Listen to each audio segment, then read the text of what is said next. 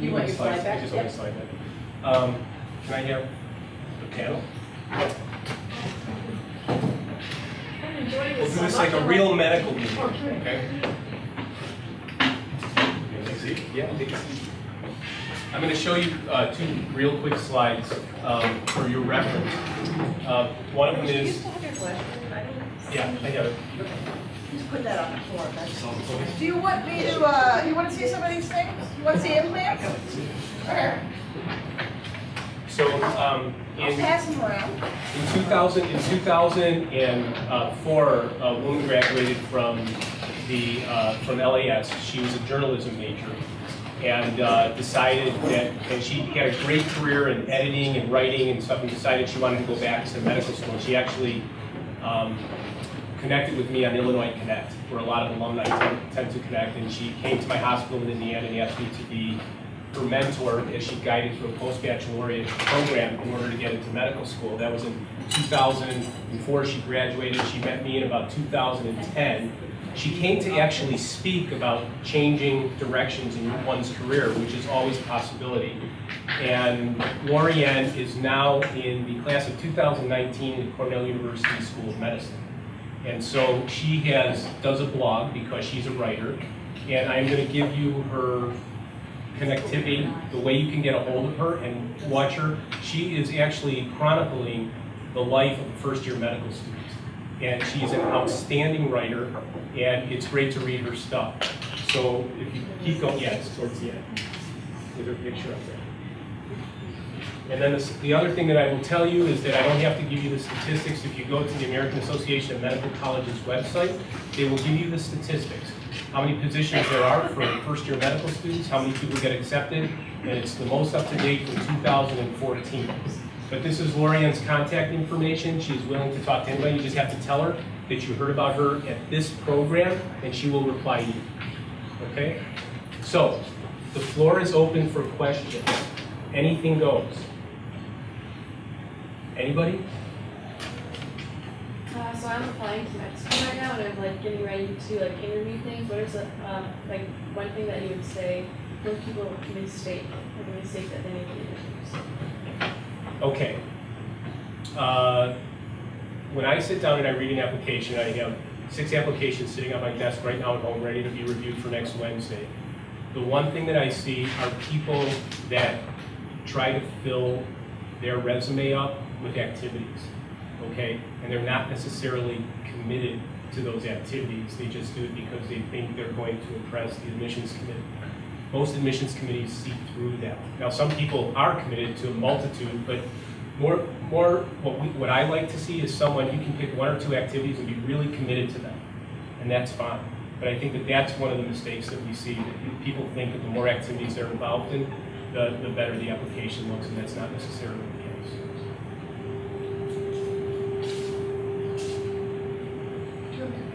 Yeah, go ahead. Okay, these little blue ones, these are what I put in people's eyes. It's before a mistake, okay? These are little implants. It's little pieces of plastic. I picked them for the size for their eye. These are the new implants. These implants let you see far middle and near without wearing glasses. You're not old enough to need glasses to read up close, but someday you will be like us, and then you will be happy to have this option, okay? So there's 2 different kinds. You can actually scratch on these, the ones that are in here, and you'll feel the ridges, okay? So have at it. So I'll ask a question. If any of you can answer this, or all of you, if you had to do something over again, what would it be? Have more fun. Yeah. Travel more.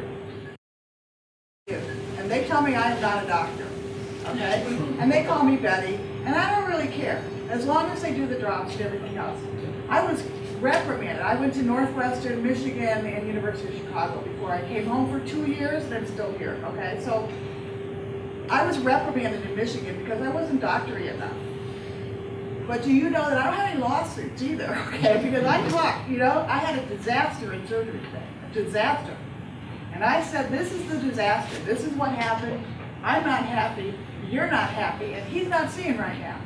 And we're going to be fine with that. And you need to know that those people come to you for answers. And if you can't relate to the janitors, the people that work in the lunchroom, the people that bring your equipment to the OR, your nurses and everything else, you're not gonna have a good time. I don't think. So, you know, I'm all for having a party at high school. And I'll tell you something else. I went out every Saturday night in Chicago when I was at Northwestern. I was in those, what was that called? Punk rock bar. I got a punk rock award my first year. Yeah.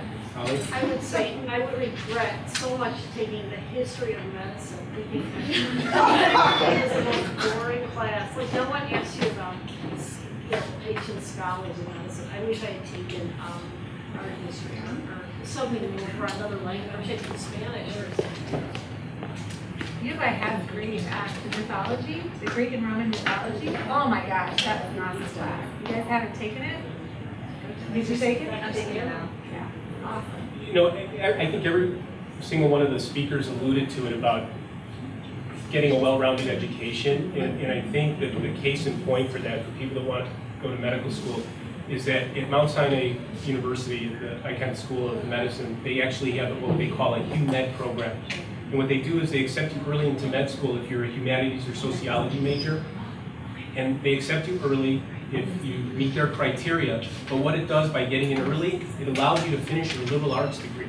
And you don't have to worry about taking science classes, because what they found in their study was that people in the sciences do better in the first 2 years of medical school, but there was absolutely no difference in the third and fourth year between the two groups of people that have trained in the humanities and those that have trained in the sciences. So I think that's something important to remember. So I think I would heed to the advice and do as much of humanities and sociology and liberal arts as you can in your schedule, because when you get to medical school, it's a little bit harder. I'm gonna contradict. Okay. I went to Okay, Northwestern. I know, I went to Northwestern. Northwestern is a 6-year med program. I think it's similar to what you were describing. 2 years of college, 4 years of med school. We call I those- don't think it's a Is that the set-up same or not? program. No, It's not the it's same? just an Oh. early admission, but not a, it's still the same time sequence. We call them shunts. Yeah. And we didn't think they knew how to party. All right, so here I'm doing this cataract surgery. I am going to inject, this was done earlier this summer, that's lidocaine for numbing medicine, give you your teeth. This is lidocaine inside the eye to numb up the iris. This is another knife. It takes surgery, just like it takes knives, just like for Da Vinci, I'm sure. We're going to put a viscoelastic in here, which is the corn syrup. These layers apart. And then what we're going to do, that red reflex thing you see in there, that's the lens. The lens is in a bag. These are fancy schmancy $600 tweezers. We're going to open up the bag, carve a plus sign, crack the cataract into 4 pieces, take it out, and put one of those implants in. Close up the eye, and be happy. Okay, so you can watch that as you ask questions. No one likes to see my surgery. Yes. There's actually a joke about that, but I'm afraid. You know, I was gonna put one up there, and it was this great picture that someone had drawn, and it had the legs going out this way, and the uterus, or the vaginal area, I should say, and all these people walking out of it. I said, I don't think you guys would like that. So the essay question this year for the students, I'll ask you the same question, was what do you think are the biggest challenges that face medicine going on in the future? Anyone? Primary care, delivery of frontline medicine. I just no one. I'm in internal medicine. Our internal medicine partner. We have very few people who want to go into primary, what we call primary care. They want to be a hospital source of specialists because it's perceived as a drudge, and you're just constantly shoveling paper and trying to meet regulatory standards and documentation, and just change so much. And That's the ultrasound machine that you have to learn, like Bernoulli's principle of fluids and stuff like that. We're chopping that up, that's making the plus sign. So right here, the commentary, you can tell why she went into internal medicine. Right? I'm just like you just get a gestalt. Like, this is so awesome. It's not natural. It isn't, but somebody's got to do it. You see, that's what you guys have to realize. Who's going to do it?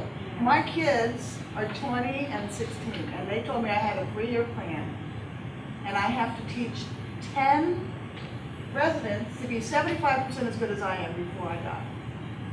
Oh, how am I supposed to do that? How am I supposed to do that? I can't. So from the surgeons, what do you? How do we do that? Well, I think that from my standpoint, because I see a lot of this because of ACOG and what we're doing at ACOG, and also I see it with Assistant Medical Director of the AMD. So in those areas, what you're going to see is medicine is changing, how you get paid. I mean, who didn't just get ICD-10 come out today? Oh yeah, thanks. You know, but it's already in other countries at ICD-11. That's how we basically get paid, and that's how we code things. You're going to see more things seep in, as I said, with technology, and you guys are going to have to be able to harness that technology and figure out how to make it work for you. Apps are crazily out there. You know, you have to find which apps are best, which ones best serve your patients. You're also going to have to find out how to do medicine minimalistically, because you in the future are going to get paid depending on, guess what? How minimalistic you give medicine but great care. So they will DICA you, say you wanted a CBC every week when they came in, when they're pregnant. They're going to say, why did you need that? If you don't have a good reason, or there isn't something shown, instead of getting that $8,000 you get paid, you might only get $7,000, okay? So you have got to really use medicine to your advantage, but not overutilize it. And that's going to be a challenge, because right now, we do too many tests, we do too many CTs, we do too many MRIs, and that's going to have to change. And so that practice of medicine is going to change. Also, you're going to see that medicine is going to change because you guys, I've seen it already, want more of an 8 to 5 sort of job. And medicine isn't 8 to 5. Sorry, it's just not 8 to 5. And so when people come out of residency and they were at these 80-hour work weeks and now they have to actually work in the real world, they're kind of like, wait. So I think being realistic and the fact that you're going to have to work hard, which all of you guys know, but residency, you know, I would work 100 hours a week and it's no big deal. Or more, but we won't go into that. And it wasn't a big deal. And now, 80 hours, you're done. That's not the real world. You know, if you have a sick patient that you had a complication with the surgery, you have to take care of that. So I think that's going to change too, and how your perception is. So putting that in your essay, I think, would be important. I would be looking for people who know that medicine is changing. They know that they are going to have to adapt with it, they're going to have to change with it, and they know themselves that it's going to be a hard road, but they want to be the ones that make those decisions for physicians going forward. And I'd be like, yes, come on. Right. Well, I was just, some corollaries to that. I mean, we call us healthcare providers, but maybe out of anybody here, I'm a sick care provider. I take care of ill, sick people. We're not focusing as much on, how to react to disease as to prevent disease. I'll take a very non-specialist approach where I think the major obstacles are how we're going to take care of people in rural settings. How we're going to take care of behavior and health issues. How we're going to, the payment structure that's just going to be completely different by the time you guys get out. How we're going to split that up. I mean, the United States, I'm sure you're aware, is just off the charts ahead of every other developed country in terms of spending. It's insane, and it's not sustainable. And I think you're going to see, instead of primary care physicians sending a patient to me to fix their aneurysm, they're going to say, you get this much money to keep this person alive. It's going to their diabetes, their smoking cessation, control their cholesterol, take care of all their chronic health problems. You guys deal with it. You guys figure it out. That's very different from the you kind of charge now based on the stuff that you do. The patients I see in the office, the surgeries I do during the week.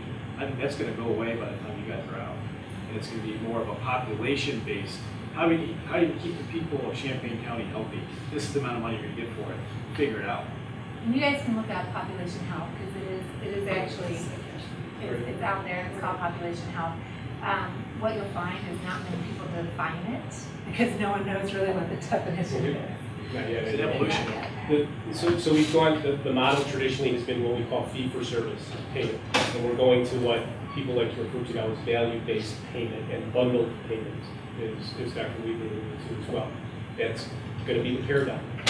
Medicare is on board, and as soon as Medicare is on board, everybody else is going to be on board with it too, all the other insurance companies. And so those are the things that you have to deal with. So that leads me to the next question. Is the cost of medical education now worth it? I wanted to tell you yet another, ophthalmology, we're kind of rogue you know, you don't really hear too much about us in medical school because it's a secret society, because we fix it and go, okay, really, that's what we do. This patient is going to be seen, there's the implant going in, that patient is going to be seen within 2 days, and I'm going to see him 2 weeks later, and that patient's going to have 20/20 vision. And I do that probably, let's see, I had a bad one today, I probably won't have another one like that for about 8 years, okay? But I'll have maybe 1 or 2 complications every couple of months where they take longer to heal. I would say yes, and I would say that you guys have to look at inventive ways to structure yourself so you don't have a high debt. I only came out with less than 10,000. How did I do that? Well, I had help, assistance, but most of it I did because I said I would go to a rural setting if I needed to. I chose not to, but I only had to pay a fee of like $15,000, not a big deal. And then I could practice wherever and live with my husband. So you can choose to do that rural track. The other thing I think you should do is look at alternatives, like Peoria, for instance. I had told a medical student this before, and they couldn't believe, they were like, I can't believe you would stay there. When I was in medical school, you could stay in Peoria and live in the old folks home. That's a 13th story, but medical students, they put on the same floors, okay? They're not gonna put you with like an 80-year-old down the hallway. You live there rent-free. Rent-free. What's better than that? So I think you have to look at alternatives and things that can help you. They're out there. You know, some of my other partners chose to live in apartments and pay ridiculous amounts of money and come out with ridiculous debt. Obviously, that's not everywhere, but there are systems set up to help you use that. If you can come out with less debt than your peers, that only means that that money that you get, you can put in and invest. And guess what? You'll retire with more too. You know, what's better than that? So you have to use the system and be okay saying yes if there's help available. And yes, I would say it's well worth it. I would do it again. Who works with residents? You work with residents, you know, Not yet. Anywhere. We don't have OB/GYN residents yet, No. Okay. but I work with them when I'm with my ACOG stuff. What is your, what's your overall gestalt of the new resident?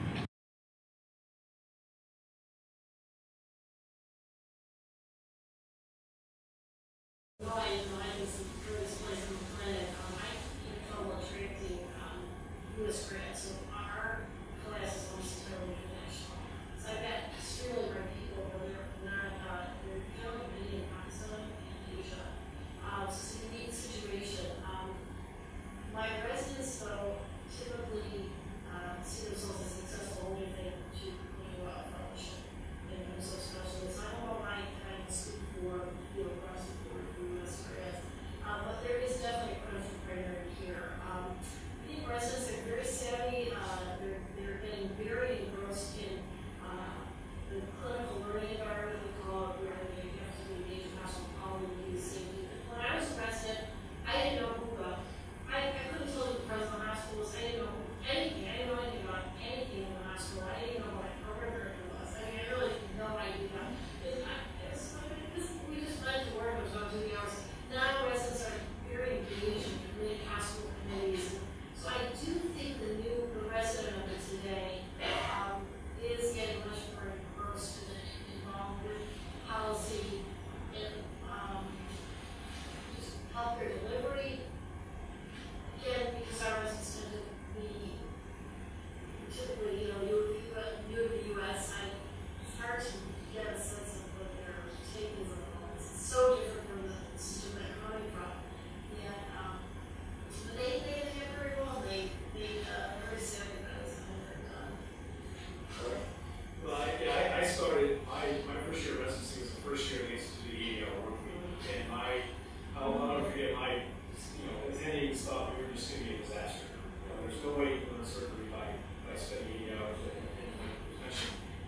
obviously you cheat a little bit, but I mean, there's always a fear from the generation ahead of you that you're never going to live up to their standards. And I think it's the same now, where we have surgery residency, and I don't hear that. There's been changes since they started, but it turns now I think they have to take a Take a nap. No, it's taking a lecture on napping. So yeah, it's and it is good, it's required, but now it's like we have to show them we're teaching about fatigue.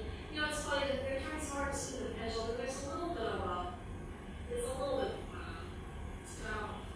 formulated, but I actually did a lecture on managing fatigue, and then there's wellness, which is really a serious problem, or emotional wellness, because I think we have just heard that, but they would want our residents to even down. And, you know, it's true, they're supposed to, so when you find out that this, especially the surgery, if you have 16 hours, we get day by day, our accreditation society, we have short video ones, and people are living too many hours, if they were more than 16 hours. So theoretically, I mean, you look at stopping failures in patient's time or your little procedure, you go, gotta go. Because, they don't want a long field work. I mean, you just saw that natural, this is not what you do, you normally do patient.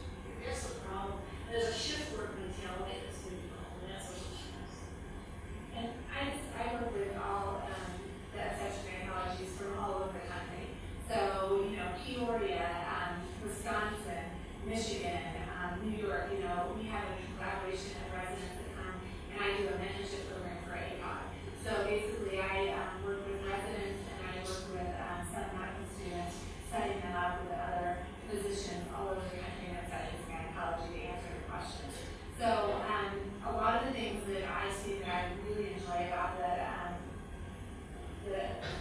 residents out there is their advocacy, their desire to still go forward and help. I love the fact that their eyes are still open to all the possibilities, and I relish that. I always am like, oh, I want to talk to you so I can get that spirit again. Because once you've been in this ICD-10 and this trying to figure payment, and the fact that they denied it, your patient's like, why can't I have my surgery? And you're just like, oh, I'm tired of this. And I get to go talk to the residents, and they make me feel so happy because they're like, look at what we can do. We can make the world better. And I'm like, I love it. So keep that attitude, keep that positivity, because it helps us, I don't think they're at goal, but it helps the more seasoned physicians feel that again and kind of re-energize ourselves with why we got into medicine and realize this other stuff is just crap. So what we have to go through, what we have to cycle through to do what we really want to do, which is excellent patient care.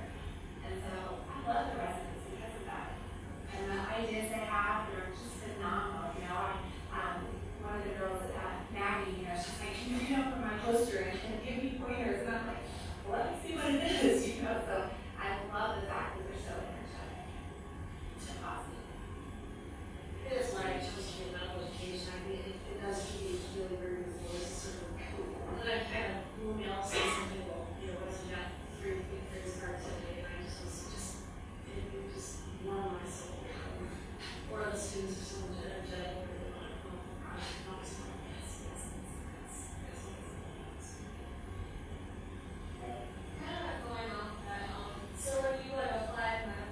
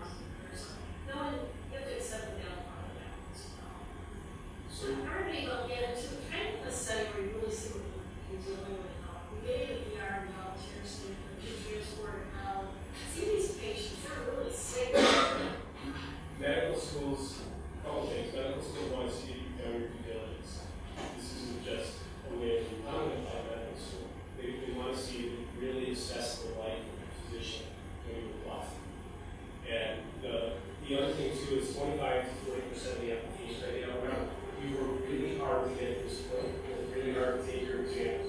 You've been busting your butts for the past 4 years for you seniors, and sometimes you need a break. So 25 to 40% of the students that I interviewed have taken a gap year between undergraduate and medical school. All right, they take a break. They've had a couple years. They want to travel. They go to Peace Corps. They want to do, have humanity. They've done research projects, but they didn't have to do. It wasn't the academic, best Bible that you're in every day over here. Okay. And by the way, there's no way else to do biochemistry and keep that was out. Okay. That's what I did for my MBA. My MBA was my break. You know how your MBA was your break? It was my break. So I got a degree and I got a break and it was fabulous. And I met a huge amount of people from all over the country. And then I got to go to not that I had to travel already, but I got to go to Turkey, Greece, I got to go all over where these people had been. It was phenomenal. So, you can do something productive in the year that's a break also. And it can be totally outside, your area too. The MBA, like, why an MBA? Well, I have to learn about business. Right. I'm actually going to cut the questions and answers short a little bit just because we have a reservation to keep that I've extended once. I don't know if I can extend it again. I do want to thank all of the physicians for their time. You are so busy, but we appreciate that you came and shared your stories. I will be sharing their presentations online, and we videotaped this, and we're going to edit it down so it's not the full 2 hours, but that will be online as well, and feel free to contact them. And you'll have everybody's contact information, so feel free to, I can speak with email, anybody,